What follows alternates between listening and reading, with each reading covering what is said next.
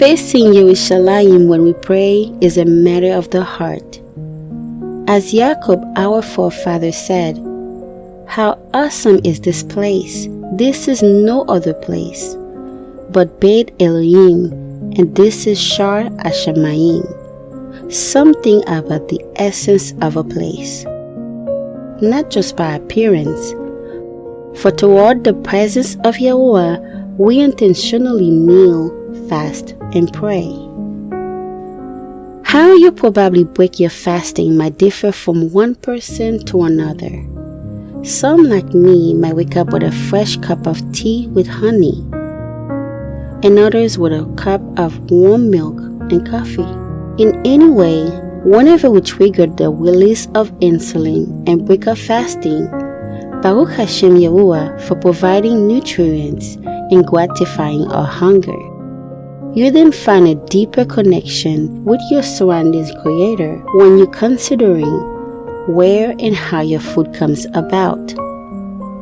In the olden days, our forefathers, many had the shepherding lifestyle. Tending to the herds and milking the sheep were shared and plenty of work. It must be a never-ending job for them, but rewarding. Farm to table is always best. Patience is an act of love. Building a tent takes patience. So is milking a goat. It takes a love to care for animals and grow a garden. As you patiently wait for things to grow, build your community, or maintain your setup at routines, sometimes fears, insecurities, or doubt might try to creep in. And guess what? Signs of hope are also present to dissolve them into thin air. We read in Romans 8, verse 25, "But if we have hope for what we do not yet see, then with patience we willingly wait for it."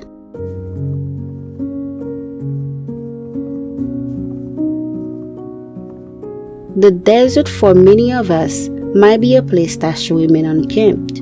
It's all open space, total stillness at times.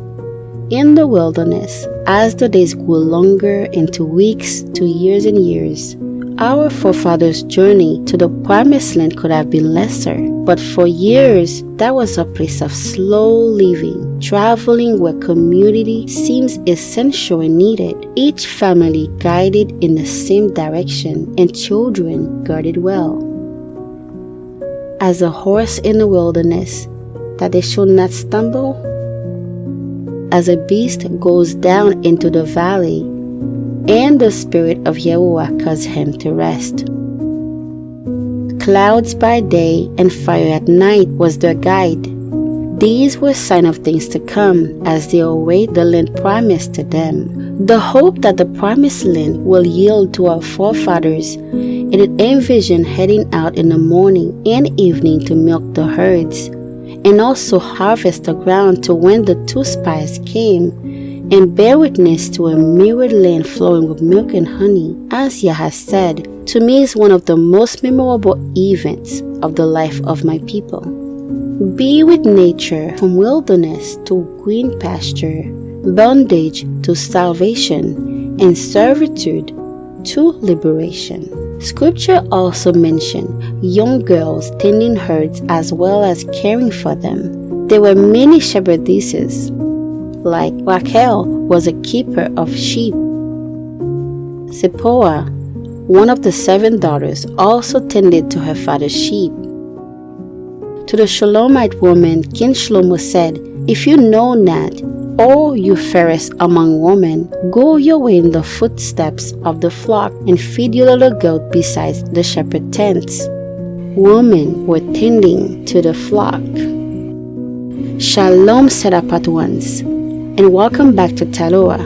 We are tending to the garden of our heart by taking a deeper look into the word of Yahuwah and focusing on one tree or plant, flower or fruits, and what we can learn from them to set our hearts on things above. Today we will take a look at the acacia tree. Acacia tree is often referred as Shittim, the plural of Shita in Hebrew. Its natural environment is the desert, and the flowering period are April, May, June, July, August, September, October, November, and December. Acacia wood is from which the Ark of the Covenant was made, and by it the tabernacle and furniture was also made: the poles, the frame, the crossbars, 4 posts, the altar, and table. There are many species of the acacia tree, among them the golden rattle, the green rattle, the silver rattle. Although there are many species of the acacia tree, it flowers from April to December, and the flowers are white to pale yellow. The pods contain several hard seeds. They are valued for the spectacular flowers displays. This specific acacia is also known as umbrella thorn acacia in Israeli Babel, and it tolerates high temperatures, drought, and sandy and stony soils. Many animals graze on the acacia tree, like the giraffe and the elephant. What we can learn from the acacia tree is her countenance. It flourishes and blossoms even in the desert. It provides shade and feeds the animals. It was a set-apart, unique wood used in the making of the Ark of the Covenant and the tabernacle. And most of all, it gives it sweetness. As you see, the set-apartness of a place, the essence of a tree, and the countenance of Israel were all portraying the intent of the Creator. In the end, so it shall be, as we read in Joel 3 verse 18. It shall come to pass in that day that the mountains shall drop down new wine, and the hills shall flow with milk, and all the rivers of Yahudah shall flow with mayim, and fountains shall come forth from the Bayit of YaHUaH, and shall bring water to the valley of Shittim. Yes, there is no place like the house of Elohim.